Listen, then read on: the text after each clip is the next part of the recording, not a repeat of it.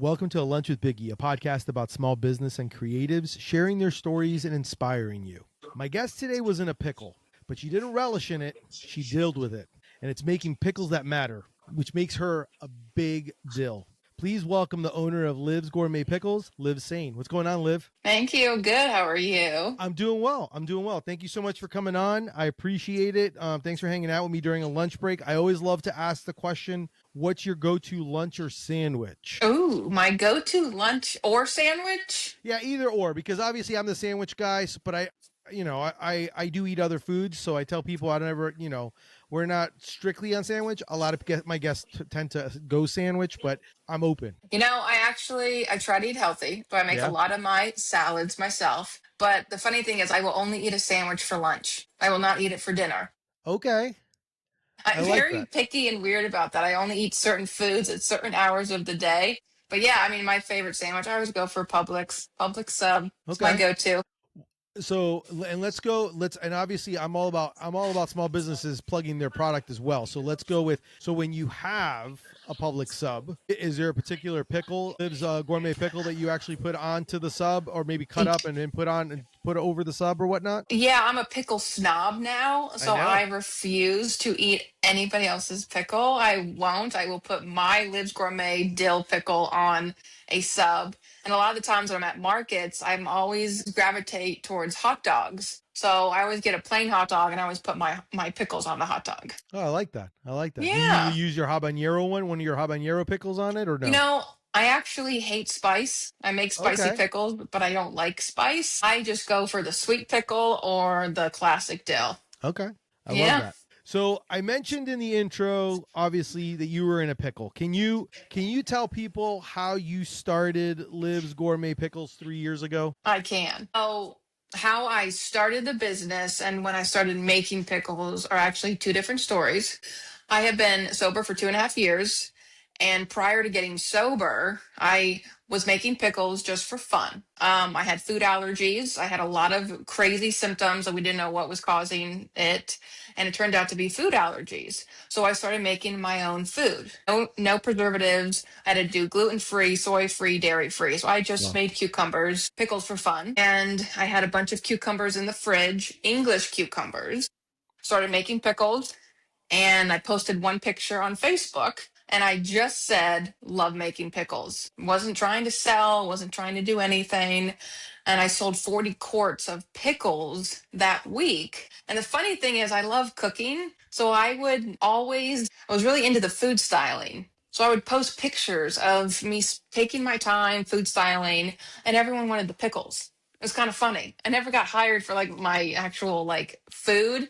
It was the pickles that people really gravitated towards. So I sold the 40 quarts and I'm like, okay, there's something to pickles here. But before I could even consider pursuing the pickle idea, I had to go to detox for alcohol. So I had been in and out of detox twice in my life. It's something I struggled with for over a decade. And I went to detox and came out of it, had way too much time on my hands, which is not good when you're trying to stay sober. So I was like, what can I do? I have no job. I have all this time on my hands. I'm trying to stay sober. What the heck do I do with my life? And I could never find my passion. I loved cooking, I loved music, but I never found my place in the world until I made pickles. So I came out of the detox. I was like, you know what? I got nothing to lose at this point. Let's just start a pickle business. I had never done it before. I never had a business. I didn't know what I was doing. I kind of just learned as I went.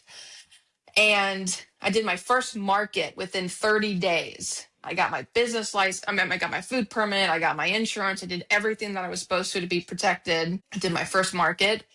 And I wanted to think bigger than markets, just doing it a couple times. So I was like, you know what? How can I go bigger than markets? So within 1 year, I had gotten my product into about 6 hotels. And that's kind of where I'm at now is 3 years later, I'm still in business, still doing very well. And my market is I'm in hotels. I do weekly markets and I'm doing really well with my business. I love this. What I also love and I appreciate, your brand is sober made, charity driven. So you're Hmm. making pickles that matter. You also do a charity that you support. So like where did that component come from? And then how do you select the charity that you're going to support? So I do it a couple times a year. Okay. So I choose a couple different charities a couple times a year, and a portion of those proceeds will go towards that charity. I seem to always do it more towards the holidays. How I started doing that was really how I was raised. My dad always taught me to give back. Growing up, we always went to Salvation Army on Thanksgiving and gave out stuffed animals. And I actually rekindled that because my dad passed in 2012. So after that, I rekindled that idea and just started every year giving out stuffed animals. So giving back was always something I was exposed to. It was how I was raised. It was something taught to me. It's a way to just feel like you're doing purposeful work, something meaningful. And it just tied into my story. I makes me feel good. It's like service work, which is a big part of recovery, is service. How do you help others? So, and how I choose my charities, it's really just what's close to my heart. Like To Write Love in Her Arms is my favorite organization because it's connected to my story. It talks about the suicide and the addictions, and that's close to my heart. And I try to choose charities like that, but I also choose charities like Second Harvest, which has nothing to do with my story, but it's also feeding people, and I sell pickles. So it still kind of connects to Okay. me. I love that. But one of the things I wanted to bring up was, so you do your first market, you do everything like how you're supposed to do. Like how many did you come initially when you first did your first market to now Yeah. where you are now? How many are you offering now when you do a market? Yeah. So I started out with one. It was dill, the most traditional, most That's it. common pickle flavor, most popular flavor purchased. And I started with the dill. And I actually started out doing 1 inch thick pickles. I didn't even start out with the chips. I was so stubborn in the beginning that I was like, I refuse to be like anyone else. I wanted to be so unique that I did 1 inch thick cut pickles because a lot of people had the spears, they had the chips, and I was like, I gotta stand out. It's so competitive. So I did that, but a lot of people started requesting chips, and then I started changing the chips. But as far as flavors, it took me a while to incorporate another one. The second flavor I did the next year was sweet jalapeno, and I was very slow introducing new flavors because I was all about just let's just see if it's going well. Why would I change it? I Yeah. had that mentality: is don't change it. You're doing well. But now at markets, I sell my top three, which are the dill, the sweet jalapeno, and the sweet tropical heat, which is sweet jalapeno with pineapple. So I try to Yes. come up with flavors you cannot buy, you cannot find. If you can't find it, create it. That's kind of my mentality. And now I have 11 flavors on my website. Awesome. So all 11 flavors are available when you pop up, correct? They are because I actually offer, you can pre order and you can choose that location, and I bring that flavor. And of course, I don't bring all of them because that's a lot of product. So they can easily go online and purchase it, and I bring it to that Yeah. market. I love that. What do you think makes Liv's gourmet pickles different from other pickles out there? Because I know you cold pack them and you use fresh ingredients, but what do you think sets you apart? I think it's my story. Me, Liv, you can't duplicate a Liv. It's my brand, it's my story, it's why I started. As far as the product, it's definitely, I use English cucumbers, which most pickle brands do not use that because it is more expensive. And my pickles are premium. People know that. And fresh ingredients, no preservatives, gluten free. What you see in the bag is what you get. And I just rebranded my sticker, so it's all tattoo skull themed, and now it just feels more like me because I'm tatted up and I'm a little more like a rebel. So I feel Yeah. like now my pickles and my brand match my personality. I love that. Yeah, and they're all cold packed, which is also great. Yeah. I think it's awesome. You mentioned, and I know we had talked about it, but I wanted to kind of bring up the importance of. I know you started with the Conway Community Market, and Yeah.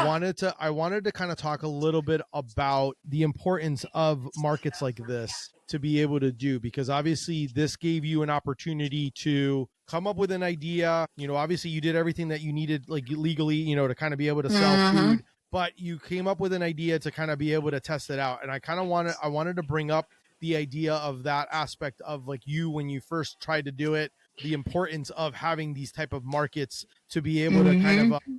what is, I guess, your ideas and kind Yeah, of go from there. it is because markets is it's not easy being consistent. It's not easy getting a following, but it is one of the fastest ways to get out there. and to test the market. And that is why I started doing markets, was to test my product. And the funny thing is, when I first started my first market, I knew after that market that there was something to the pickles, because it was the worst day. It was rainy, it was cold, it was windy. It was my first market, and I could have looked at it as, this is not meant to be. This is a sign that I shouldn't have a pickle business. But people still came out with their umbrellas, holding their umbrellas with it pouring rain, waiting for pickles. And the funny thing is, at my first market, I sold 30 jars and no one tried the pickles. It was just the story behind the pickle. So that's kind of how I started. And Conway was my first market that I ever did. And to this day, I still do. I still do Conway. But that was just a true test of, damn, people are even willing to stand out in the rain for Yeah. pickles. And I Yeah. didn't give samples then. I sold it based on presentation.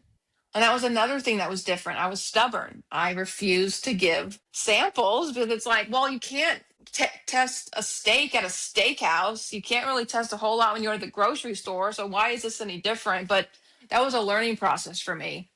And now I give samples, and I normally sell out at my markets because of the samples. And it's so important. In speaking of that stubborn, I wanted to kind of trickle back to the idea of the pickle chips. What finally was it? Just so many people telling you? Because I know, like for me, sometimes like everyone has a great idea. Everyone probably also, what about this one? And you're like, yeah, Right. and there's some cases. Don't get me wrong. I'll write down some of them. I'll be like, oh, this is not may not Right. this may have something. Let's write it down. But I mean, where did, like, at what point did you finally give into the process of going, okay, fine, I'll make chips? You know what it was? It was one of the hotel accounts requested chips. And aside from some customers saying, do you offer chips? It was the hotel account. I was doing so many chips that I got an electric slicer to help me because I was producing so many pickles that I was using the mandolin. That was getting tiring after a Yeah, while. So then I finally found this electric slicer that was exactly able to cut the size that I wanted. And I'm like, this is so much easier. This has made my life so much easier. If only I could just offer chips. And I'm like, wait, I can. It's my business. Why don't I just do that? And now I only offer the chips, and it is the top seller. So it's, the inch was sold to hotels for presentation, but customers, they want it easy. They want convenience. They want it fast. They want it ready to eat. So I just do yeah. chips to make it easy. I was very fascinated as I was reading about you. Where did the idea of hotels come from? Where you're like, I want to do hotels. Like that kind of, like, I was like, wow. I'm like, that is great. And it's funny because I always talk to my wife as I'm researching people and talking, Yeah. because and I told her, and she goes, that's a great idea. She's like, that's a great idea. I was like, I know. I was like, I want to know how, like, what triggered you to be like, because I love, one, that you gave yourself the goal, Yeah.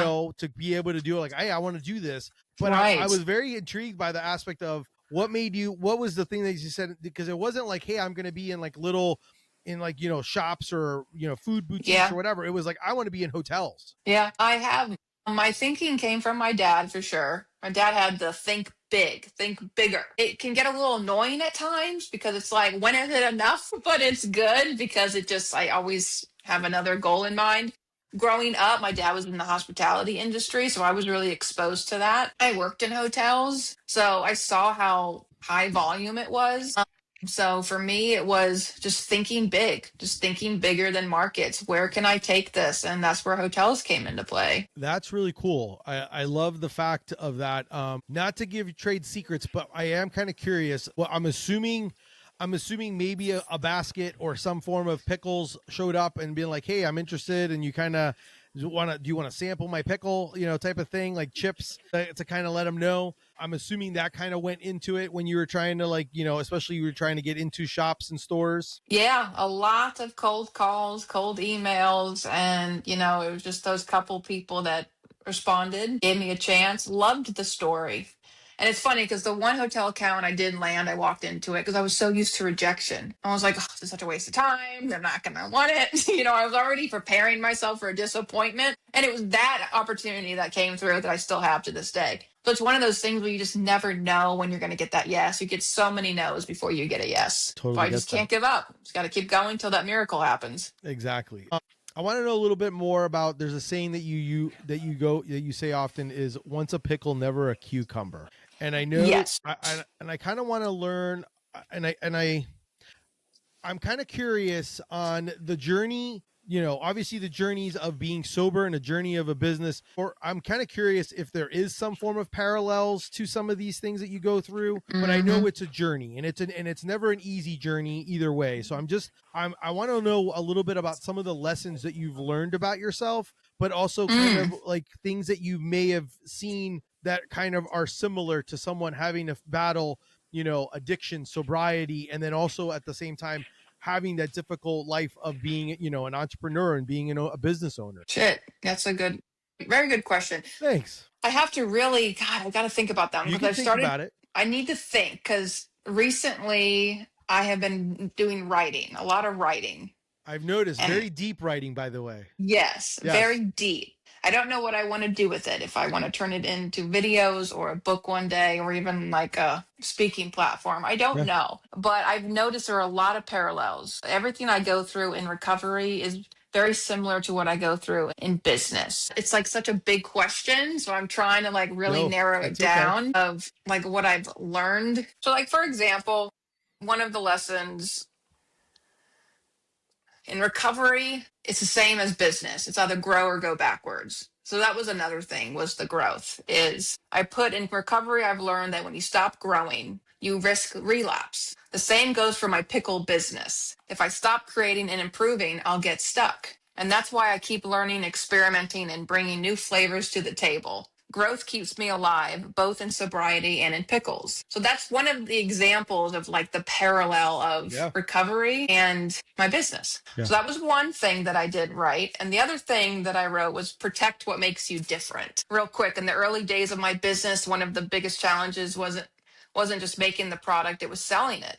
My pickles were fresh, crisp, and full of flavor, but they weren't shelf stable. They had to be refrigerated, and not every business had the space or the willingness to accommodate that. I can still remember people telling me you should change your product, you should change your vision, you should make it shelf stable, and you should make it cold. So, in other words, you should make it more convenient for us. And if it means compromising your vision, there are moments I question myself. I thought maybe they were right. Maybe I should change it. Maybe the way I'm doing this is too hard. But deep down, I knew the truth. I wasn't just selling a product, I was selling quality, I was selling authenticity.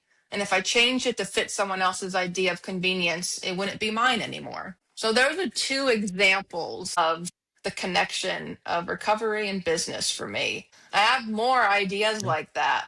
I love it. I saw those as I was reading through in my wonderful investigations, and I was like, man, I'm like, these are I jokingly even said, I was like, man, I'm like, she is deep. I was like, she is deep. So no, so I think it's great that you and I can see that in the sense of, obviously I see it, and obviously the way I've always seen it is like it is a journey in whatever you do. So that's kind of how I knew that there was going to be some, similarities or some aspects of it, because you're going to have the bumps on the road, and you're going to have those those decisions and those forks on the roads that you're going to have to make a decision on. And things like that. And like you said, it's always interesting when you do something different and everyone kind of then goes, well, why do you do it that way? Like, why don't you do it this way? Everyone else is doing it this way. Exactly. That's always like the battle of like, you're like, no. And then you're kind of, your convictions are, no, this is how it's supposed to be. This is how I see it. This is how it is. Exactly. And I'm a rebel at heart. So I am the type that I have to be different. I have to be unique. And it's a typical alcoholic mentality. We do think we're unique people, but my business has to be in order to stand out. Yeah. And I just refuse to follow. I'm just more of the leader. I'm more of come up with the ideas. Another idea too is more than a label, like that applies to business and recovery, is your product is more than the label. You could have this great label, but the product could be crap. So exactly. And like me, I'm more than an alcoholic. So another example of parallels. No, I totally get that. Since you mentioned tattoos, I have to ask, pickle tattoo? Do you have pickle tattoos? It's funny. That's one of the tattoos I want to get, but I have yet to get it. because it probably means a lot to you, and it's trying to figure out like what exactly, and I don't know if that's what it is. I'm assuming that might be the case, right? Like what exactly do you want it to be or how it be? Exactly. And that's it. It's how a pickle, 'cause it's got to be my brand. And I don't want to be cheap looking. I don't just want like a little pickle emoji or a pickle slice. Like it's got Yeah. to be deep and meaningful, which is what all my tattoos are. Yeah. Every tattoo has a story. Yeah. Do you who knows, now that you've rebranded, maybe it's a, maybe it is a skull or your name, your name on it. I know for me I think so. that could be the case. I know for me what I ended up doing was I ended up doing my mascot, my little Biggie bread with the bag. That's what I got a tattoo of because that is my alter ego. I am Biggie, he's Yeah. Biggie bread. So I kind of thought Yeah. like that would be the way to go. So I've been doing this thing on my podcast recently that I actually love, and I wish I would have done it from the very beginning. But especially since I talk to so many people that I love, like I love what they're doing, and but I also know that sometimes, you know, and I don't think that you suffer from this, but sometimes people don't put things out into the universe of what they want to do or accomplish. Hmm.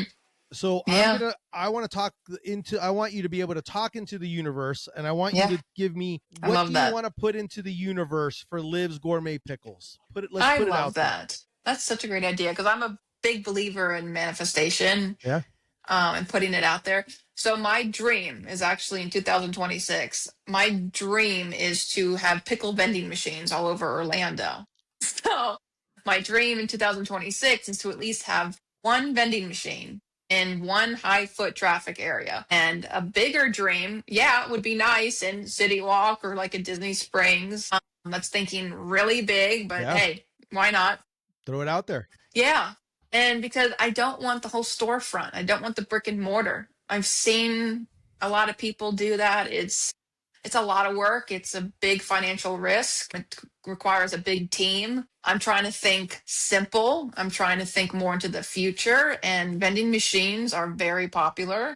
And it's something that I can do that people could go onto an app and it could be like, locate your crunch. And they can find the closest vending machine to Liv's Gourmet Pickles. And it would be nice. Like, as much as I love markets, I don't know if I would ever get away from it, but it would be nice to eventually be able to grow and have the vending machines as like my little storefront. So Yeah. I didn't have to do markets. And that way people don't have to wait for me to, I have to go to the next market. Because I do have people that reach out and are like, when are you at your next market? And they either order online or they wait to go to that market. So just be a more convenient way for people to access the pickles. But that's my dream. I love it. I love it. And I wanted to make sure that people heard that because I saw that and I was like, I saw that and I saw the thing of wanting to be like at a city walk or something like that, which I Yeah, think is high traffic areas. It's makes sense. Good crunch. You got the right. hydration. Wanted to talk about. I'm always curious since obviously you're a pickle person. Right. Can you give me some? I'm always kind of curious on if you have any pickle facts or anything like that that people may not be aware of that I Yeah. think you can kind of enlighten them. 20 billion pickles are eaten every year. And Which that is is when I did my research. That's when I knew, okay, there's enough pickle lovers in the world to keep me in business. So, for yeah. sure. And I mean, to think it goes back to Cleopatra, and Cleopatra says that she claimed that that's what gave her her beauty was How pickle juice funny. and Hey, there pickles. you go.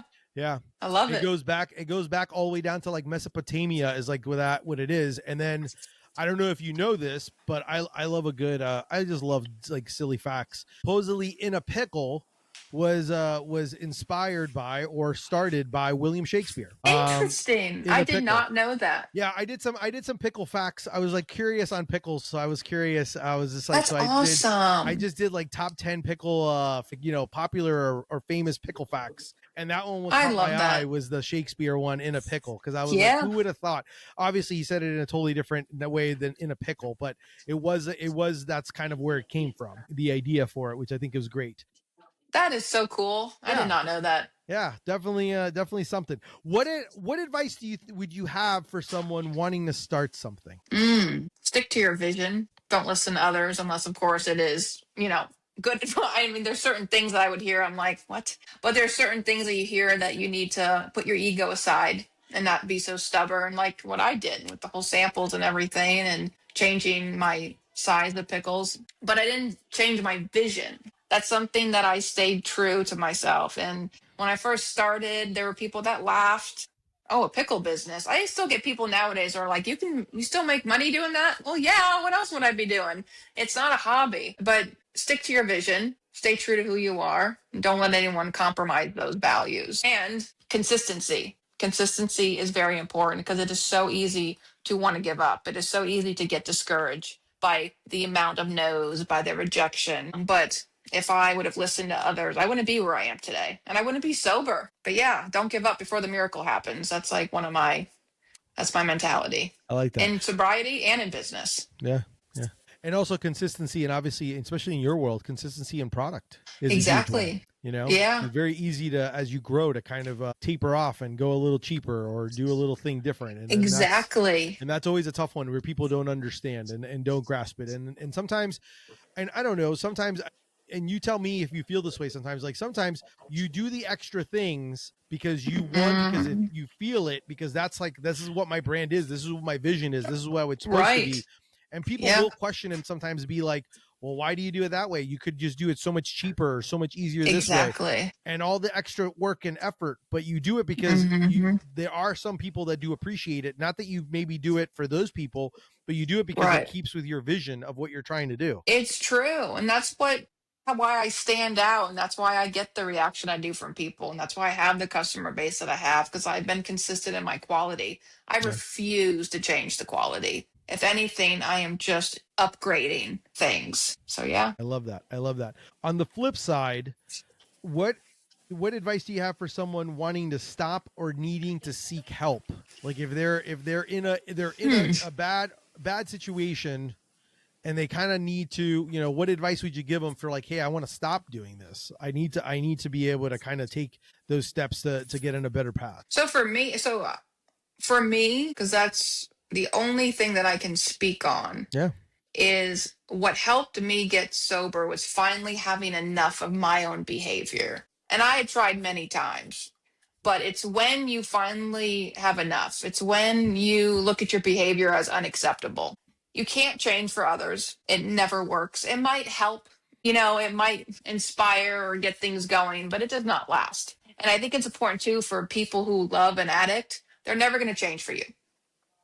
They're going to change for themselves. And for me, it was finally having enough, finally being tired of the pain, because I felt like the only way to happiness was my own funeral. Many times I thought the only way to peace was to rest in peace. But that was a very unrealistic way of thinking. It wasn't that I wanted to die. It's that I just didn't want to live in the pain anymore. And the only way to get out of that pain is I went into recovery. Number one, I was honest. I was honest to the people that I trusted. I confided in people about my drinking. That's one of the many reasons why I'm transparent. So I am extremely transparent of my recovery on my socials, in my business, at markets. And I think that's what helps me stay sober is the transparency, because it protects me from being invited out. It protects me from being exposed to that lifestyle, to those people who are not getting help, who need to.